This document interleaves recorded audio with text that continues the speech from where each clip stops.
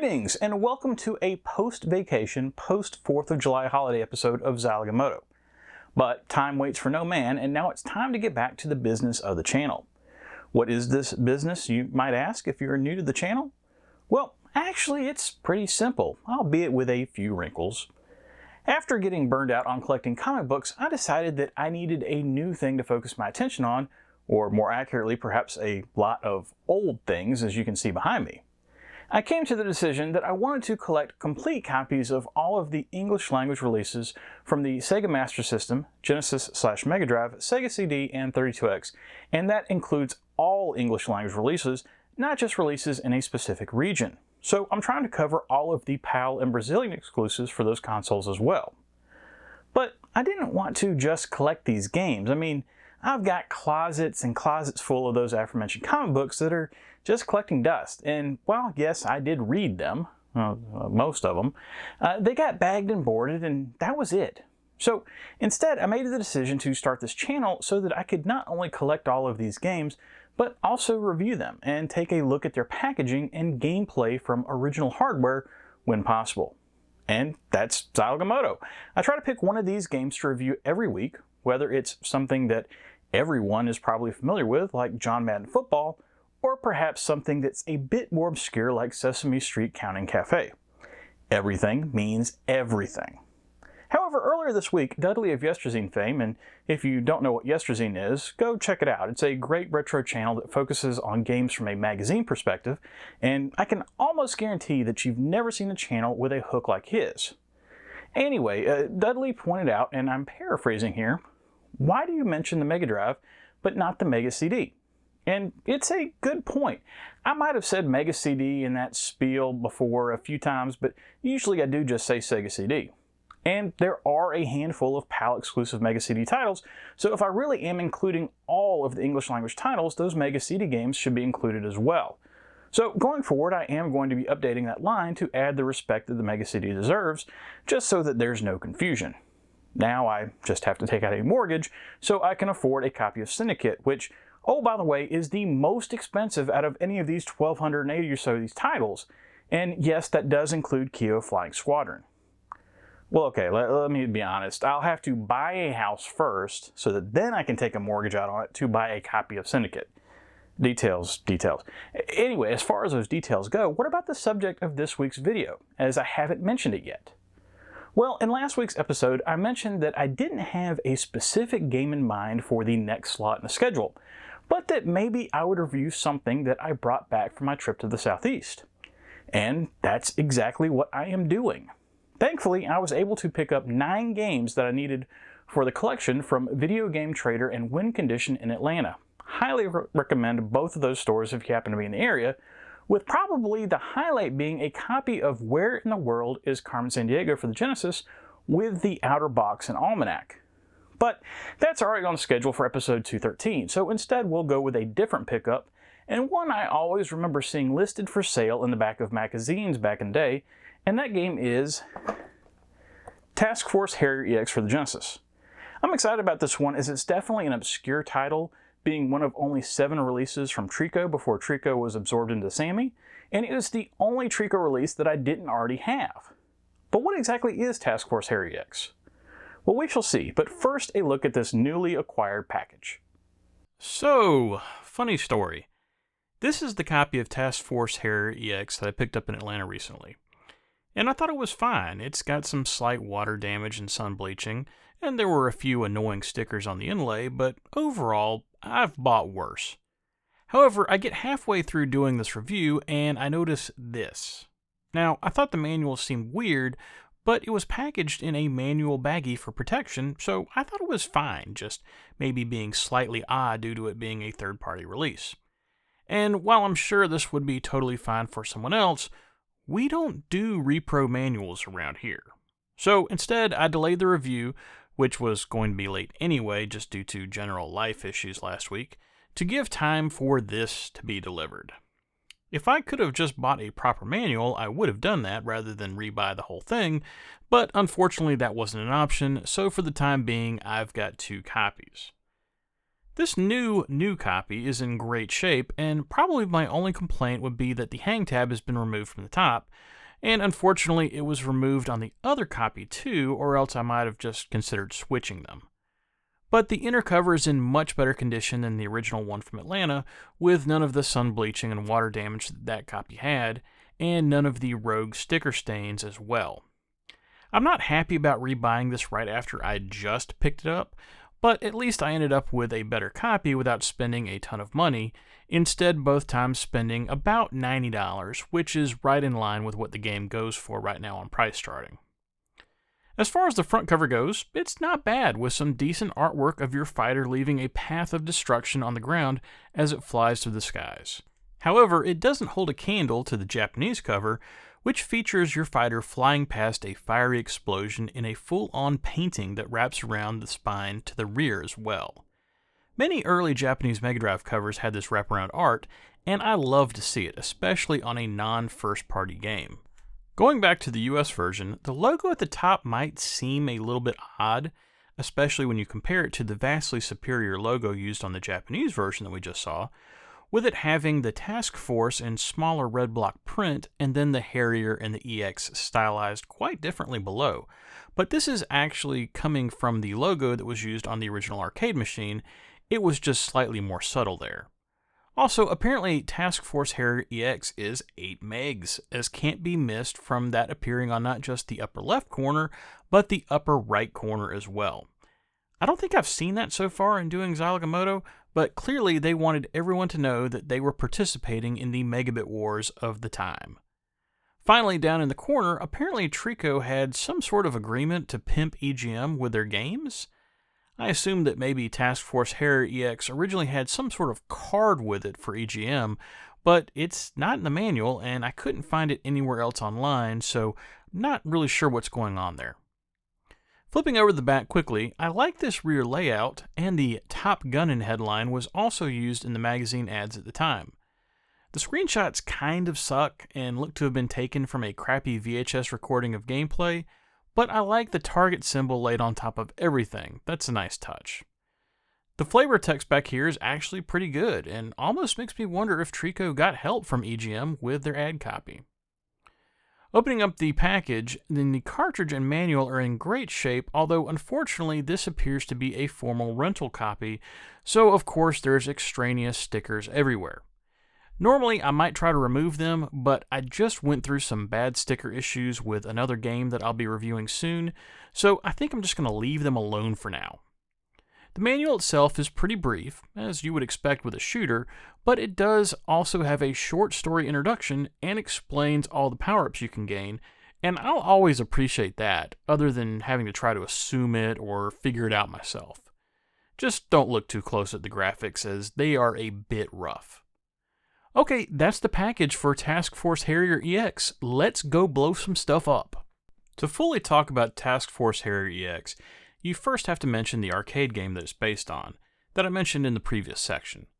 Chances are you've probably never heard of Task Force Harrier, as it's a somewhat obscure arcade game, ranking at an 8 out of 100 on KLOV's arcade machine rarity scale, and yes, in this case, lower does mean more rare.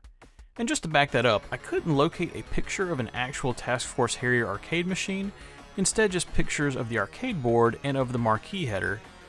And Galloping Ghost Arcade doesn't have Task Force Harrier on their list of 937 current arcade games, which is somewhat of a shocker, because usually when I'm writing these reviews, even for uncommon titles, they normally have it, so to run across a title that even they don't have is pretty unusual.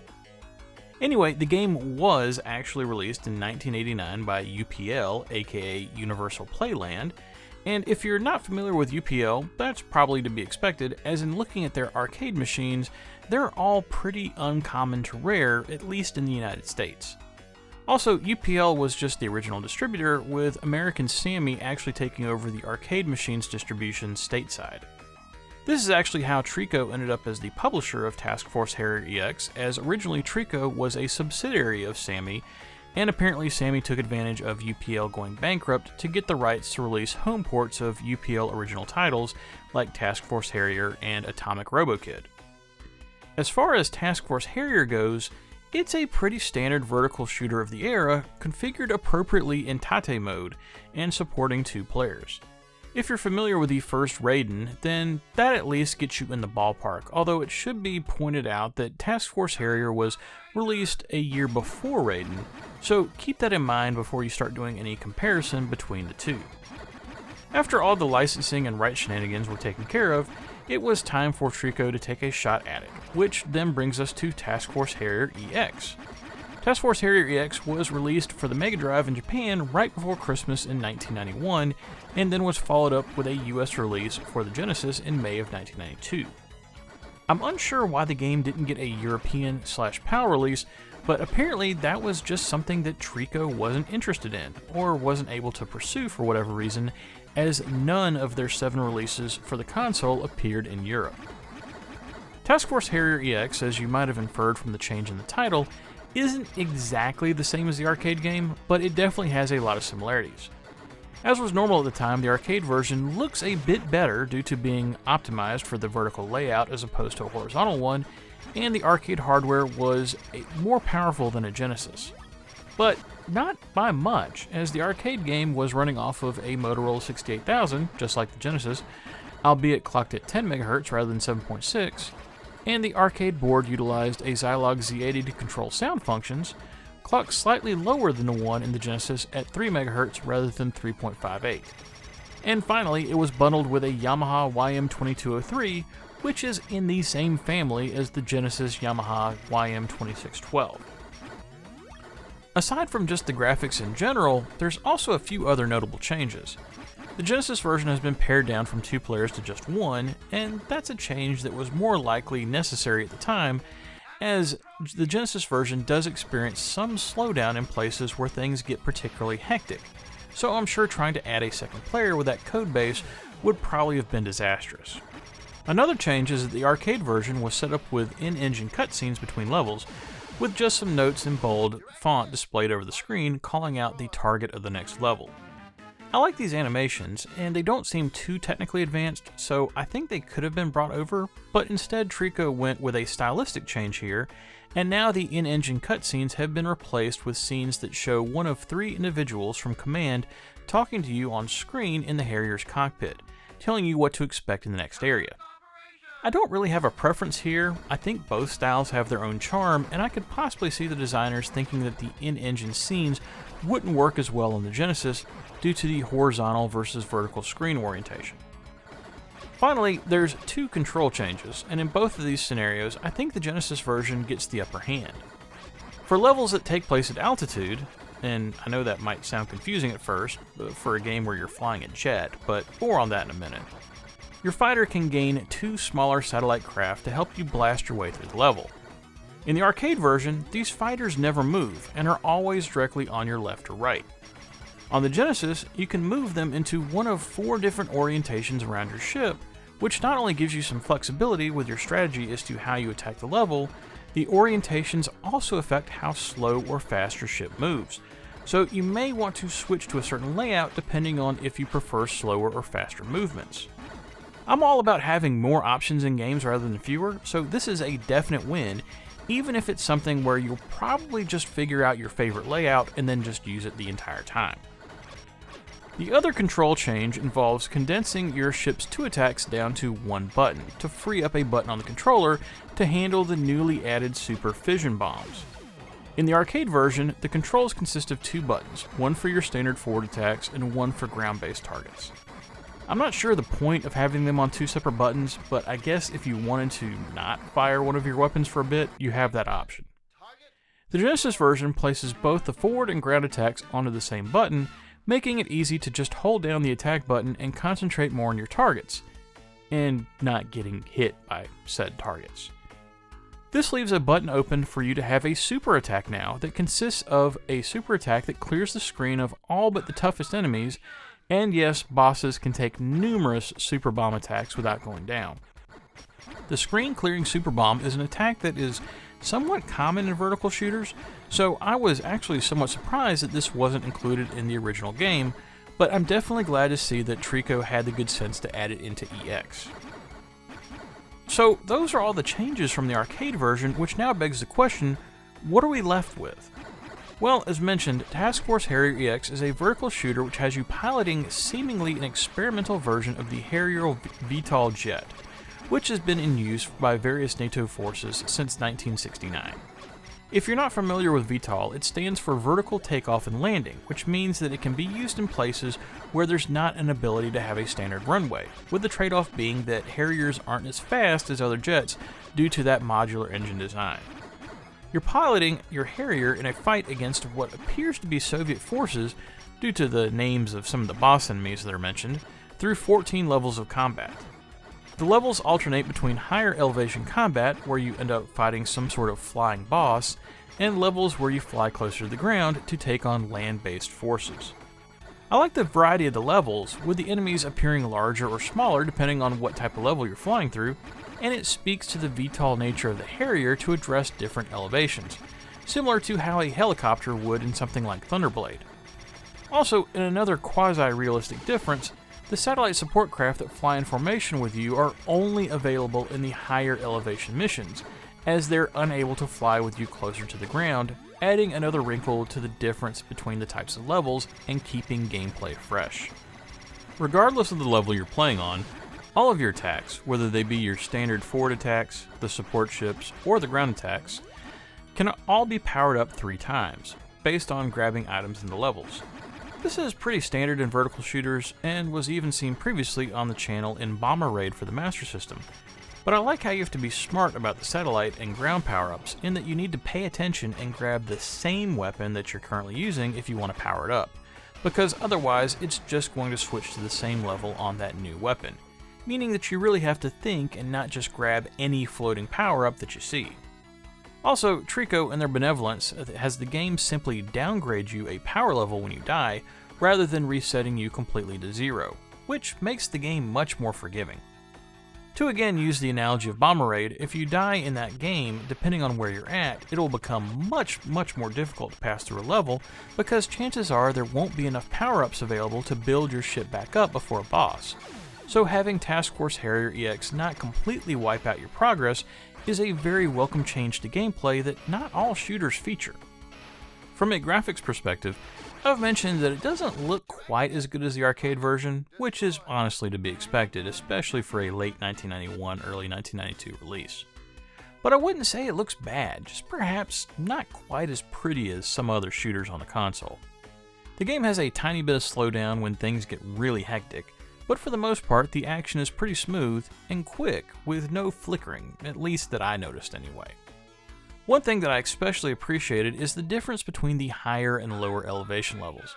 As you would expect, tanks, turrets, buildings, and just the environment in general is drawn closer and with much more detail on the ground-based levels, whereas the air-based levels tend to have the craft that might be a bit smaller, but in the cases of other aircraft move around the screen much faster. As an added bonus, in the game's cheat menu, there's an option to change the game's display from its default wider view to a more narrow display that's closer to the arcade version, with the game's statistics being displayed on the right-hand side of the screen rather than the top. I'm not sure which view I like better, because the more narrow display does mean that not the whole playfield is displayed at once, with action possibly taking place out of view on either the left or right-hand side depending on where your Harrier is. But I love the fact that the option was included. I just wish it wasn't hidden in a cheat menu, even if it is a relatively easy menu to get to. The sound in Task Force Harrier EX is surprisingly good. Well, at least the music and the digital speech anyway. Maybe I shouldn't be too surprised, but I figured that most of the 8 megabits of the game ROM would be dedicated to just the graphics, leaving not too much room for FM-based sound, which notoriously can take a lot of space if you want it to sound decent.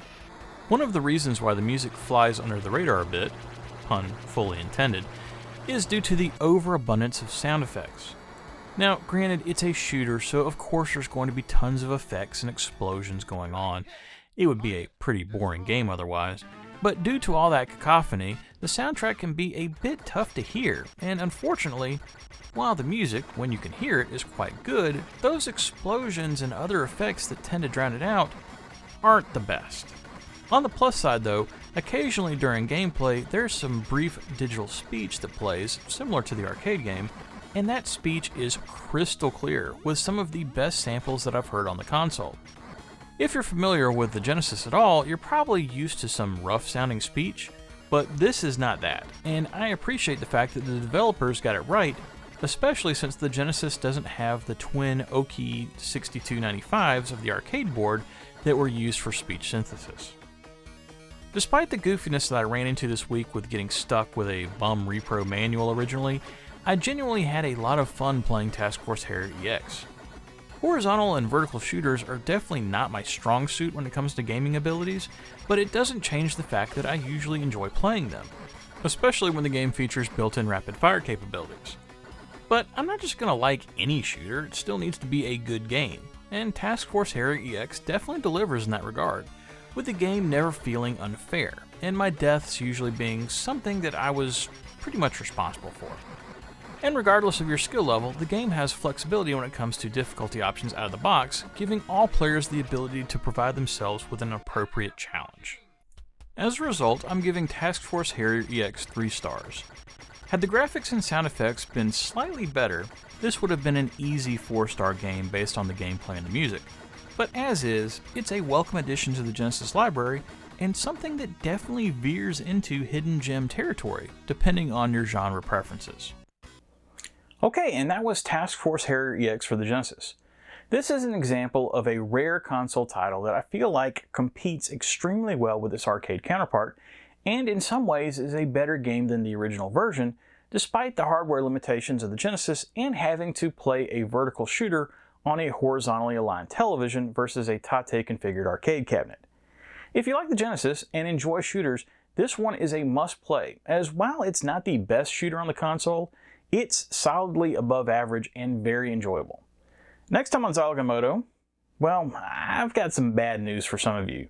Anyway, it's time to get some more sports games out of our system. However, for the next 2 weeks, I'll be playing sports games that I've never played before, at least these specific editions anyway. Next week specifically, well, it's summertime, so what better sports genre to get into besides baseball?